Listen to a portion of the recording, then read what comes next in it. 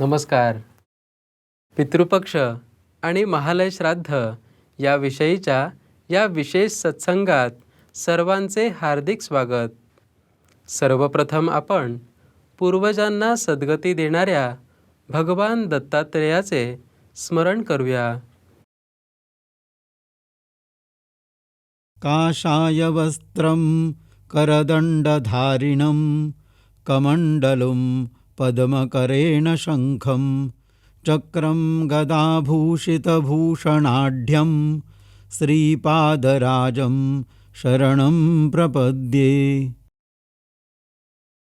मराठी पंचांगाप्रमाणे भाद्रपद महिन्यातील कृष्णपक्ष किंवा वद्य पंधरवडा म्हणजे पितृपक्ष आणि या काळात केलं जाणारं श्राद्ध म्हणजे महालय श्राद्ध. श्राद्ध हा शब्द आपल्यापैकी अनेकांनी ऐकला आहे. आजकाल अनेक लोक श्राद्ध निरुपयोगी समजून करत नाहीत. जे करतात त्यांच्यापैकी 99% लोक केवळ एक रूढी म्हणून करतात. खरं तर भक्तिभावानं केलेलं श्राद्धच कल्याणकारी ठरतं. पितृपक्ष आणि महालय श्राद्ध याविषयी माहिती घेण्यापूर्वी सर्वप्रथम आपण समजून घेऊया श्राद्ध म्हणजे काय. श्रद्धा या शब्दापासून श्राद्ध हा शब्द निर्माण झाला आहे.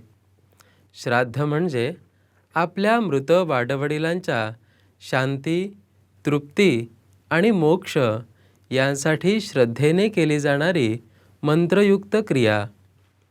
श्राद्ध म्हणजे पितरांचे कृतज्ञतेने स्मरण करणे एवढेच नाही, तर तो एक विधी आहे. येथे महत्त्वाचा प्रश्न म्हणजे श्राद्ध करण्याची आवश्यकता काय आहे. पितरांसाठी श्राद्ध करणे हा धर्मपालनाचाच एक भाग आहे असे धर्मशास्त्र सांगते.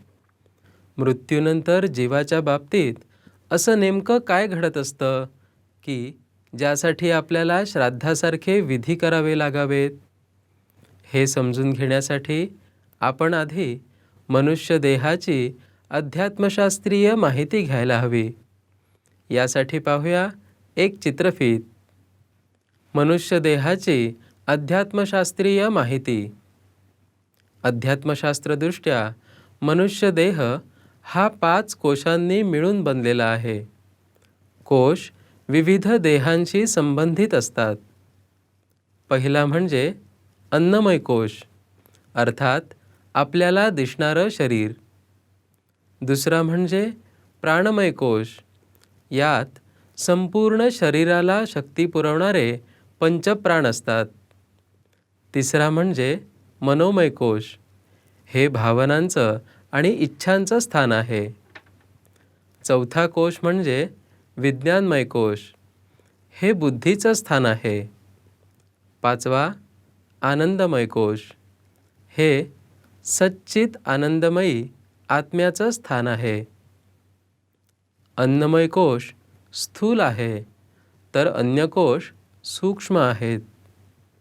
मेल्यानंतर त्या जीवाला अन्नमय कोश आणि प्राणमय कोश नसतात, पण मनोमय कोश, विज्ञानमय कोश आणि आनंदमय कोश असतात.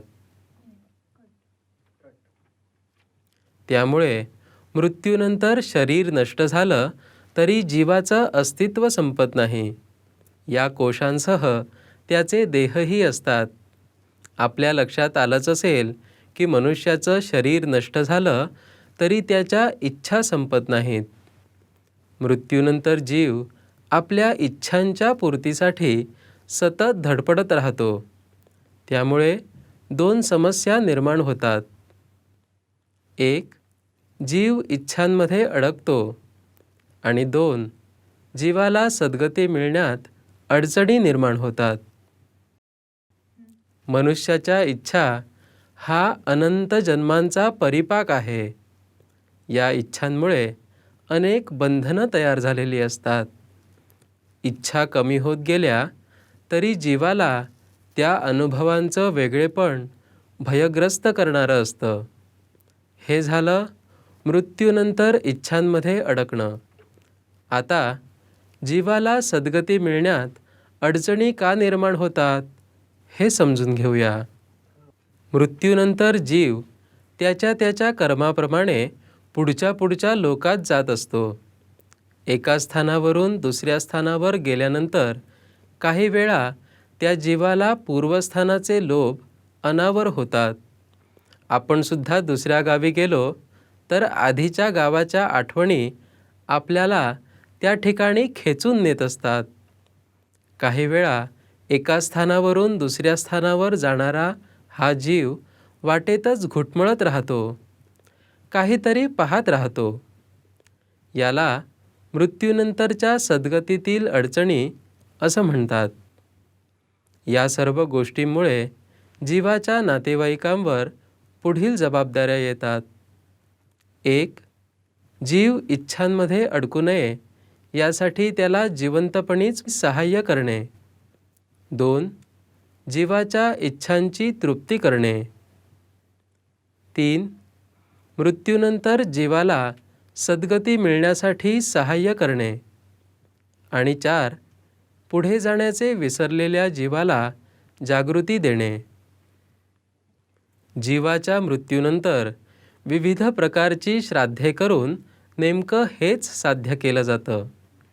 श्राद्ध केल्याने आपल्याला आयुष्य, पुत्र, यश, कीर्ती, बल, लक्ष्मी, सौख्य, धनधान्य या गोष्टी प्राप्त होतात असे गरुड पुराणात सांगितले आहे. त्यामुळे प्रत्येकाने पितरांसाठी श्राद्ध करायलाच हवे. पितृपक्ष आणि महालय श्राद्ध याविषयी अधिक माहिती पाहूया पुढील भागात. तोपर्यंत नमस्कार.